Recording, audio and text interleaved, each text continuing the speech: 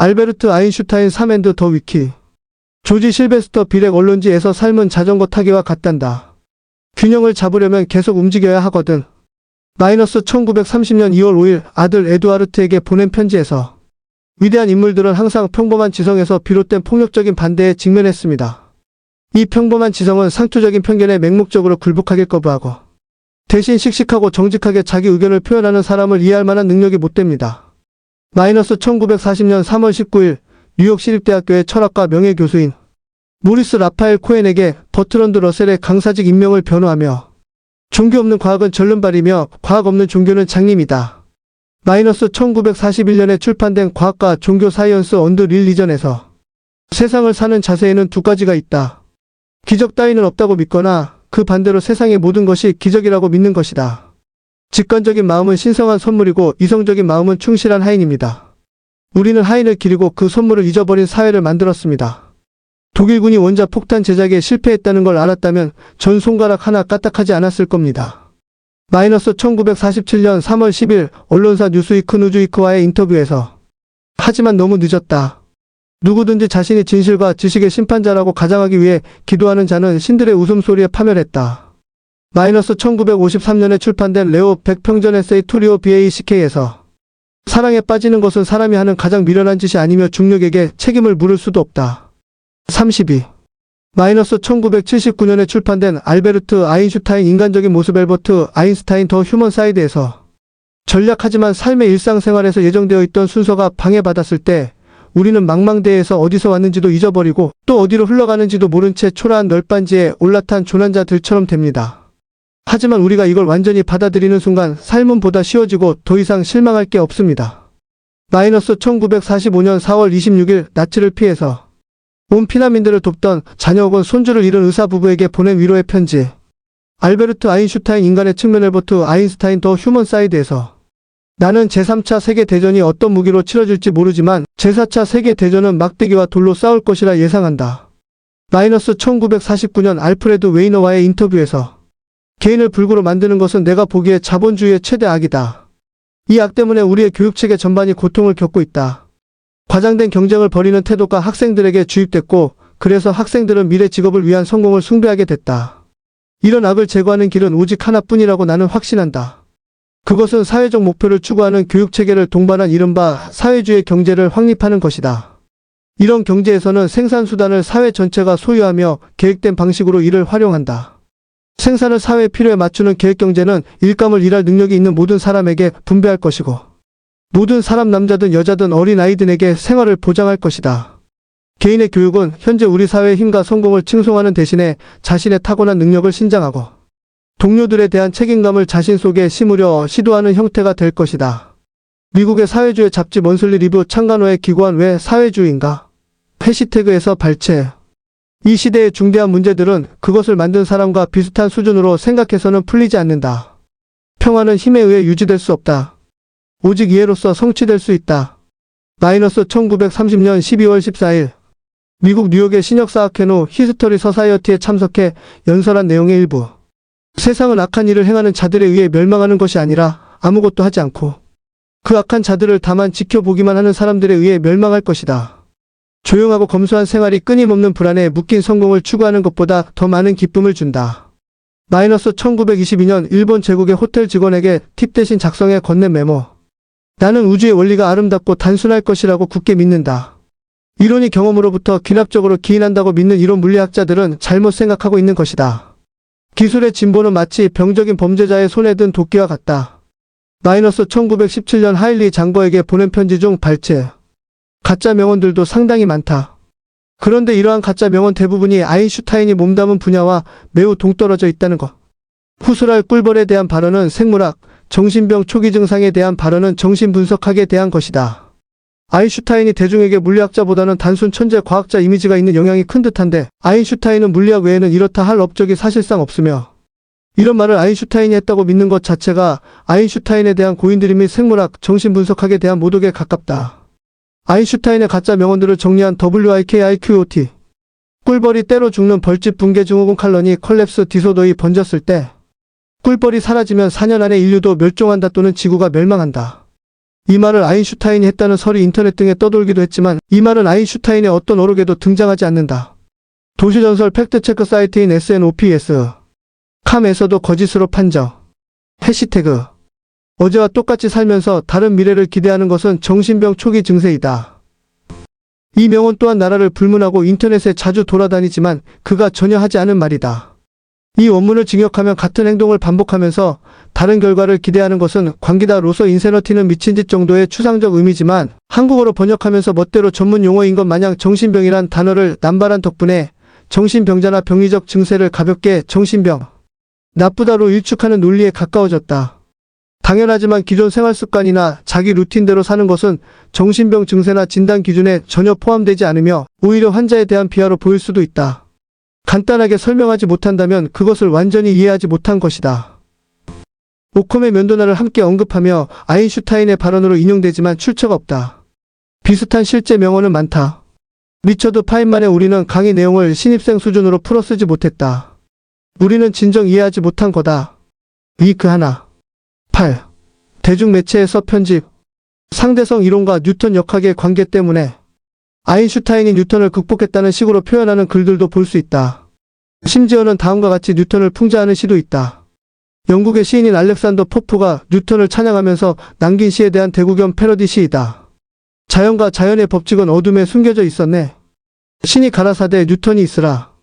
그러자 모든 것이 광명이었으니. 알렉산더 포프의 원작 시 39. 아이 끝이 아니었음에 악마가 호 하고 외치며 알베르트 아인슈타인이 있으라.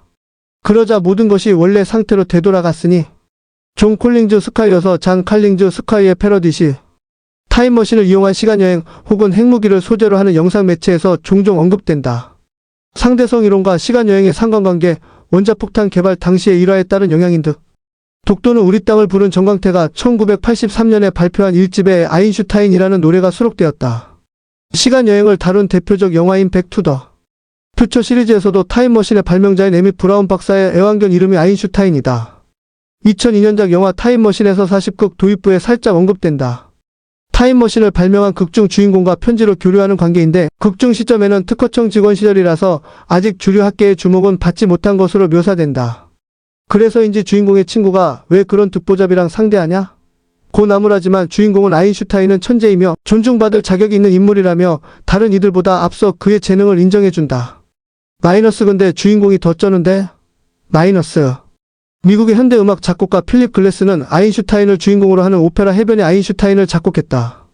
현대 예술사의 길이 남을 아방가르드한 작품으로 널리 알려져 있다.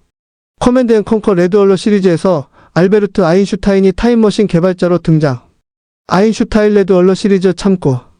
창문 너머 도망친 백세 노인에서 스탈린에 의해 소련의 수용소에 갇혀있는 모습이 나왔으나 알고 보니 외모만 갖고 백치인 배달은 동생 헤르베르트 아인슈타인이었다. 롱맨 시리즈의 만악의 근원 드라이브. 와일리의 풀네임은 아인슈타인의 이름에서 비롯되었다. 다만 성향은 정반대. 41. 1994년 영화 아이. 크유가 있다. 과학적인 영화가 아니라 로맨스 영화인데 맥 라이언과 팀 로빈스가 나오며 맥 라이언이 맡은 역의 삼촌이 아인슈타인이라는 설정이다. 아인슈타인 역은 별난 커플 배드뉴스 베이지에 나온 월터 메사오가 맡았다. 하지만 영화평은 안 좋았고 흥행도 딱 제작비만큼 벌었다. 2017년 NGC 드라마 지니어스가 그의 일대기를 다루고 있다. 네이버 웹툰 하우스키퍼가 아인슈타인의 만물 이론을 기반으로 한 세계관을 지니고 있다. 어덜트 스웜에서 방영하는 미국 애니메이션 릭 앤 모티에서는 릭 산체스로 착각당해서 4차원 존재들에게 두들겨 맞는다. 그리고 시간을 가만두지 않겠다며 상대성 이론을 발견해낸다. 허영만의 만화골에서 지식은 갖추었어도 인덕은 갖추지 못한 경우도 허다하다.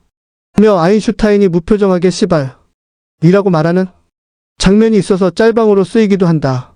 라이트 노벨 문제아 시리즈에선 아인슈타인이 상대성 이론을 발견하지 않으면 세계 멸망에 준하는 타격이 오기 때문에 인류사 유지를 위해 성조기와 함께 소환됐다고 한다.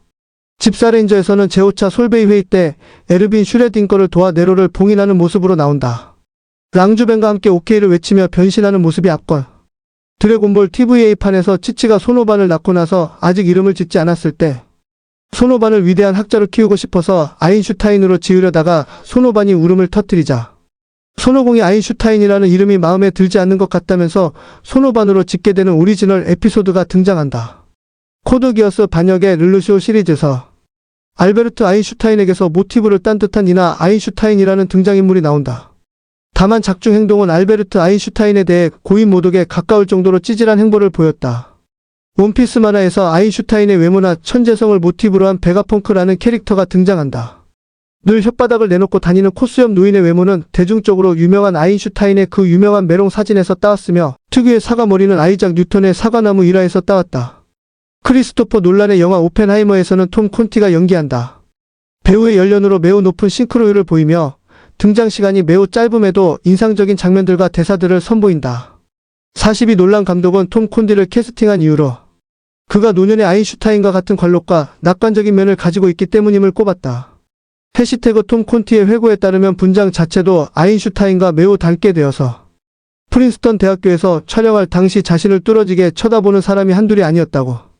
히틀러가 되었다에서는 히틀러에게 독일의 만연한 반유대주의를 해결해달라는 편지를 썼고 히틀러가 이를 받아들이고 반유대주의를 배격하자 원 역사와 달리 독일에 남아 우란 프로젝트에 참가하여 핵무기 연구를 한다. 마침내 핵무기 개발에 성공하지만 핵무기가 가져올 결과에 겁을 먹고 히틀러에게 핵무기를 사용하지 말아달라고 간청하지만 거절당한다. 43 이후 자책감에 훈장 수여식에 참석하지 않고 수소폭탄 개발을 위한 니체 프로젝트에 참가를 거부한다. 유효왕 GX의 등장인물 알베르트 츠 아인슈타인의 캐릭터 모티브가 되기도 했으며 그의 사용 카드 중에도 상대성 이론을 모티브로 한 카드가 등장한다. 신기한 스쿨버스 원작인 신기한 스쿨버스 11 아놀드 아인슈타인을 만나다에서 등장한다. 과학위인들 중에서는 마지막으로 버스에 탑승하는 인물이다. 해당 책의 엔딩에서는 아놀드가 아인슈타인처럼 꾸미고 온다. 9. 논란 편집 9.1 밀레바 마리치의 기여 논란 알베르트 아인슈타인과 밀레바 마리치의 협업에 관한 논문 영문 결론부터 말하면 밀레바가 아인슈타인의 학부 시절 저술에는 분명 기여했지만 이후 좀 더 심도 있는 논문이 발표되면서 밀레바의 영구적인 기여는 없었다. 특히 우리가 보통 아인슈타인의 업적이라고 언급될 만한 수준의 고차원적인 연구에는 기여한 부분이 없다.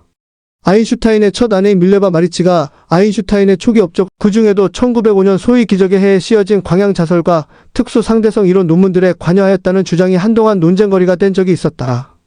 특히 1905년에 발표된 아인슈타인의 논문 초기 버전에는 아인슈타인 마이너스 마리치라는 이름으로 작성된 것이 논란을 촉발시켰다. 그러나 역사가들과 물리학자들의 조사를 통해 그녀가 과학적 연구에 기여하였다는 특별한 증거는 없는 것으로 결론이 내려졌다. 아인슈타인 마이너스 마리치라고 아내의 처녀 시절 성씨를 이어붙인 저자 기재 방식은 당시 스위스에서 관습적으로 서명할 때 뒤에 아내의 옛 성을 붙여 넣던 방식을 사용했던 것이다. 따라서 이는 밀레바 아인슈타인의 연구 기여를 논문에 추가하고 싶었던 것이 아니라 아인슈타인 본인의 이름을 그렇게 표현한 것뿐이었다. 이마저도 최종 버전에는 빠져있다. 이를 보고 아인슈타인 전문가를 자칭하는 극우주의자 크리스토퍼 연 비에르크네스 크리스토퍼 잔 BJRKNES가 본인의 저서에서 아인슈타인의 업적은 아내의 업적을 도둑질한 결과물이다. 라는 과격한 주장을 펼쳤고 이를 국내 TV 서프라이즈가 보도하여 곡해한 적이 있다. 하지만 이 내용에서 볼 수 있듯이 이는 성씨의 표기 방식에 의한 차이일 뿐 아내의 이름을 의도적으로 삭제한 것이 아니다. 정말로 밀레바가 논문에 기여한 부분이 있었다면 초기 버전에서부터 밀레바 아인슈타인이라고 명시했을 것이다. 1901년은 알베르트와 밀레바에게 굉장히 흥분되는 한 해였다. 아인슈타인이 그 연구를 두 사람의 공동 연구로 보았음은 자명하다. 1901년 4월 4일 알베르트는 96번 편지에서 밀레바에게 다음과 같은 내용을 보냈다. 그미셀 베소는 우리의 조사에 굉장히 흥미를 보였어.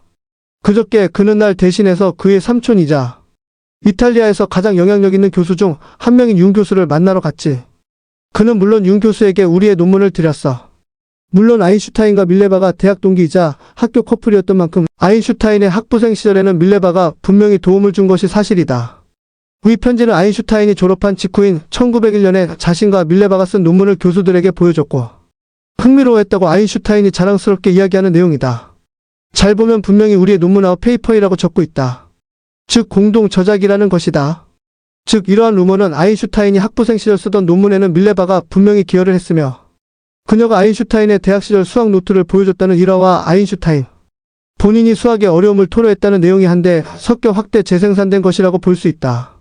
대학 시절에 아인슈타인에게 수학 노트도 보여줄 정도의 여자였으니 아인슈타인 연구 인생 전반에도 도움을 주지 않았겠냐는 것.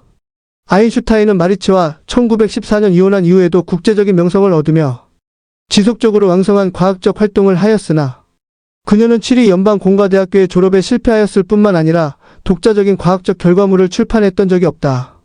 또한 마리치 본인은 그녀의 친구와 아인슈타인 본인이 수없이 많은 연구 아이디어를 공유했던 그의 동료에게 그녀 본인이 그의 연구에 관여되었다는 언급을 단 한 번도 한 적이 없다. 그녀의 가장 가까운 친구인 헬렌에 사비치얼린 SAVI에게 보낸 어떤 편지에서도 아인슈타인의 과학적 연구에 관여하였다는 힌트는 보이지 않는다. 부부의 첫 번째 아들 한스 알베르트 아인슈타인은 그녀가 결혼과 동시에 과학에 대한 열의를 상실하였다고 증언하였다. 마리치 역시 ETH 공과대학에 입학할 정도로 물리학과 수학에 대한 조예와 실력이 있었던 것은 사실이지만 아인슈타인의 결혼 이후로 학술적인 활동을 한 행적을 전혀 찾아볼 수 없다는 사실과 한스의 증언을 종합해보면 마리치의 학자로서의 인생은 결혼과 함께 멈춰버린 것으로 보인다. 9.2 중국인 아랍인 스리랑카인 비하 편집 아인슈타인의 동양인 비합을 아인슈타인 일기에는 인종주의적인 내용이 상당히 많다. 아인슈타인 동양인 혐오 2018년 미국 프린스턴 대학교는 아인슈타인이 1922년부터 1923년까지 중화민국과 일본 제국 영국령 실론 등지를 여행하며 남긴 일기를 정리해 출간했다. 이에 따르면 아인슈타인은 특히 여행 중 만난 중국인들을 폄훼하는 기록을 다수 남긴 것으로 보인다. 그는 당시 중국인들을 가리켜 근면하지만 더럽고 우둔하다고 평가했다. 또 중국인들은 의자에 앉아서 식사하지 않고 유럽인들이 숲에서 용변을 보듯이 쭈그리고 앉아 매우 조용하고 얌전하게 밥을 먹는다고 기록하기도 했다. 또 아인슈타인은 나는 중국인 남자와 여자의 차이를 거의 모르겠다거나 중국 여성에게 도대체 무슨 치명적인 매력이 있길래 가공할 만큼 아이들을 많이 낳는지 모르겠다는 등의 표현도 일기에 남겼다. 아인슈타인은 스리랑카를 여행하던 중에는 현지 사람들이 거대한 쓰레기 속에서 살아간다며 적게 일하고 적게 필요로 하는 것이 단순한 삶의 경제적 사이클이라고 적었다. 이와 반대로 서양 문물을 빠르게 수용하고 나서 근대화를 이룩해낸 일본인에 대해서는 비교적 우호적인 감정을 드러내기도 했다. 아인슈타인은 자신이 만난 일본인들을 겸손하고 품이 있으며 매우 매력적이라고 평가했다. 그러면서도 그는 이 나라의 지적 욕구는 예술적인 욕구에 비해서는 약한 것 같다. 타고난 기질인가? 라며 지적 욕구가 약하다는 식으로 기록하기도 했다. 아인슈타인 일기 프로젝트를 진행한 지부 로렌크란츠 캘리포니아 공과대학교 교수는 많은 언급이 상당히 우리를 불쾌하게 했는데 특히 중국 부분이 그랬다며 이는 위대한 인도주의자로서의 그의 이미지와 상반되는 것이라고 말했다. 사실 기록을 더 자세히 읽어보면 동북아 민족들에 대해서만 평가를 한 것이 아니다. 유럽계 백인들과 역사적으로 교류가 많았던 이집트인들에 대해서도 고함을 지르고 과도한 몸짓을 하는 다양한 색깔의 레반트인들이 우리 배를 향해 뛰어든다. 지옥에서 뿜어낸 인간들처럼 보인다라고 평가한다. 아인슈타인도 엄연히 19세기에 태어난 유대계 백인으로서 그 시대 보편적인 인종관을 가지고 있었을 것이며 그 당시 이러한 인종관을 뛰어넘은 사람은 애초에 손에 꼽을 정도로 적었다. 비판하는 측은 비슷한 시대를 살아간 소설가인 하워드 필립스, 러브크래프트도 친구와 교류할 때 쓴 개인적인 편지들이 공개되어 후세대에게 비판받는 것과 비슷한 맥락이라고 비난한다. 그러나 러브크래프트의 경우는 아예 타인에게 보내는 편지에 인종차별적 발언을 쓴 것이고 아인슈타인은 필자 본인만 읽기 위해 쓴 일기장에다 적은 것이기에 이 둘을 동일선상에서 비교하기엔 무리가 있다. 러브크래프트는 남이 읽으라고 보내는 편지에 해당 발언들을 썼던 반면 아인슈타인은 남보라고 쓴 것이 아닌 일기장에 작성했다가 사후 본인의 의지와 상관없이 공개된 것이다. 이것을 제외하면 딱히 공적으로 문제되는 언행도 없어서 고작 일기장 가지고 꼬투리를 잡기엔 과도한 비난이라는 것이다. 애시당초 아인슈타인은 인종차별을 백인들의 질병이라며 공개적으로 비판해온 사람이다.